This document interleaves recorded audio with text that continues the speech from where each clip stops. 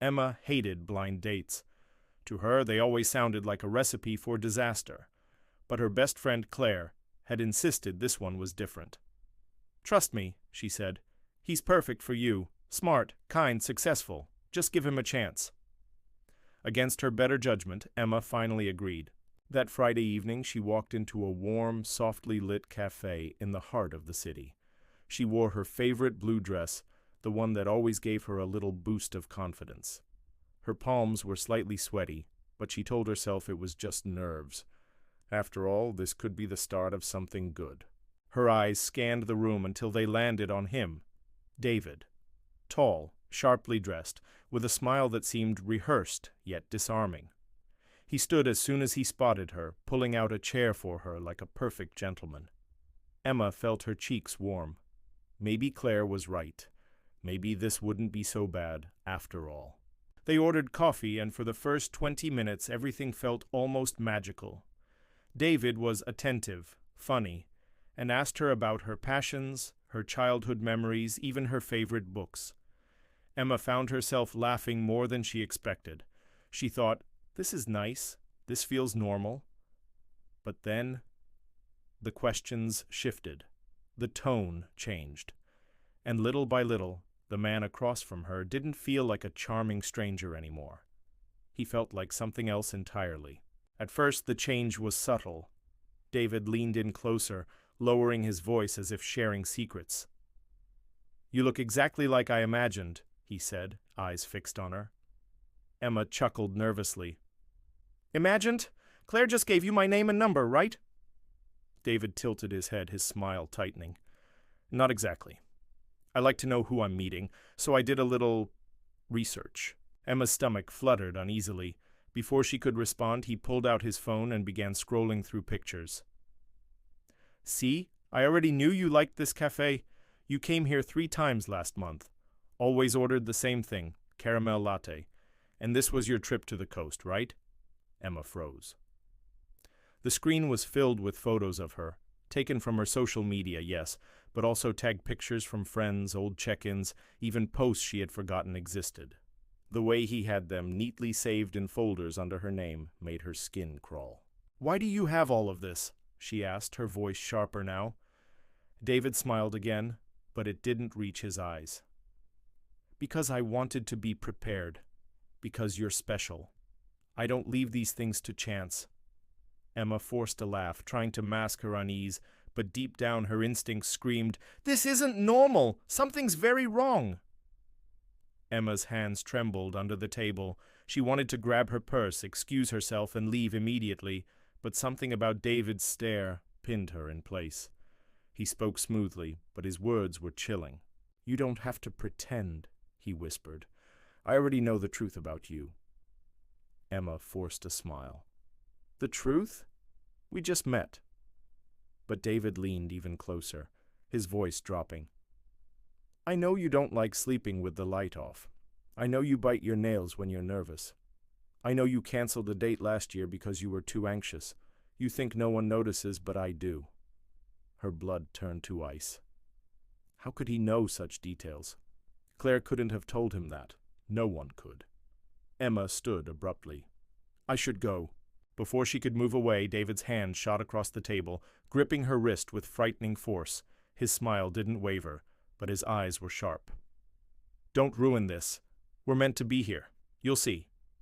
Other customers glanced briefly in their direction, but David loosened his grip just enough to make it look like nothing was wrong. Emma's heart pounded as she sat back down, trapped by both his words and the invisible cage of his presence. Emma's mind raced. She needed a plan. "Excuse me," she said softly, her voice shaking despite her effort to sound calm. "I'll be right back." David tilted his head, studying her. For a moment she thought he might refuse, but then he nodded slowly, his unsettling smile returning. "Of course, I'll be right here. Don't keep me waiting." Emma forced herself to walk casually toward the restroom, though every step felt like a sprint. Once inside, she locked the door and leaned against it, gasping for air. Her phone. She could call Claire or even the police, but when she pulled it out, her stomach dropped. No signal. The cafe's old brick walls blocked the reception. She tried refreshing, pacing frantically, but the screen remained dead. Her eyes darted around the restroom. A small window above the sink, too high, too narrow, but it was her only option. She dragged the trash bin beneath it, climbing desperately. Then, 3 knocks on the door, slow, heavy, measured. "Emma." David's voice seeped through the wood, calm and steady. "Don't make me come in." Emma's pulse roared in her ears. She pushed the window open with all her strength, scraping her arms as she squeezed through. Just as her feet hit the ground outside, the restroom door burst open behind her with a crash. "Emma!" David's voice echoed like thunder. She didn't look back. She ran. Her heels clattered against the alley pavement, every step fueled by pure survival. The cold night air cut into her lungs, but the sound of footsteps behind her was louder than her own heartbeat. She turned a corner sharply, nearly slipping, and darted between 2 dumpsters. For a second she pressed herself against the wall, hoping he would pass by. Silence. Then suddenly, David's calm voice floated through the alley.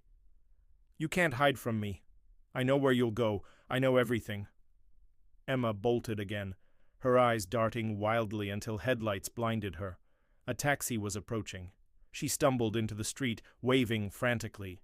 The taxi screeched to a halt, the driver cursing as Emma yanked the back door open and threw herself inside. "Please, drive! Just drive!" she begged, her chest heaving.